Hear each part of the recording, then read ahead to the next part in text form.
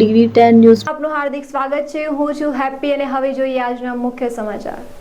વીરપુરના નવા બસ સ્ટેન્ડમાં પ્રથમ વરસાદે જ પોલ ખોલી, પાણી ભરાતા મુસાફરો પરેશાન। મહીસાગર જિલ્લાના વીરપુર તાલુકા મથકે આવેલા નવા બસ સ્ટેન્ડમાં પ્રથમ વરસાદમાં જ વરસાદી પાણી જતા મુસાફરો ભારે હાલાકીનો સામનો કરવો પડ્યો છે। બસ સ્ટેન્ડના વિવિધ ભાગોમાં પાણી ભરાઈ જતા ગંદકી ફેલાઈ હતી અને મુસાફરોમાં ભારે રોષ જોવા મળ્યો હતો। વીરપુર તાલુકાના મુસાફરોને આધુનિક સેવાઓ ઉપલબ્ધ કરાવવા રાજ્ય સરકાર દ્વારા અંદાજે 2.13 કરોડના ખર્ચે નવા બસ સ્ટેન્ડનું નિર્માણ કરવામાં આવ્યું હતું। બસ સ્ટેન્ડનું લોકાર્પણ સાંસદ રાજ્યપાલ શ્રી જાદવના હસ્તે કરવામાં આવ્યું હતું, પરંતુ ગત રાતે પડેલા વરસાદ બાદ બસ સ્ટેન્ડમાં ઠેર ઠેર પાણી ભરાઈ જતા બાંધકામની ગુણવત્તા સામે સવાલો ઊભા થયા છે।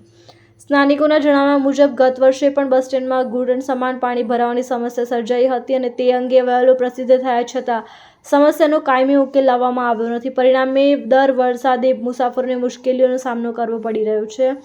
સ્થાનિક લોકોએ બાંધકામમાં કોન્ટ્રાક્ટર અને સંબંધિત એન્જિનિયર બેદરકારીના આક્ષેપો કર્યા છે। તેમનું કહેવું છે કે કરોડો રૂપિયાના ખર્ચ કરવા છતાં બસ સ્ટેન્ડમાં પાણીના નિકાલની યોગ્ય વ્યવસ્થા કરવામાં આવતી નથી, જેના કારણે મુસાફરોને મૂળભૂત સુવિધાઓથી પણ વંચિત રહેવું પડે છે।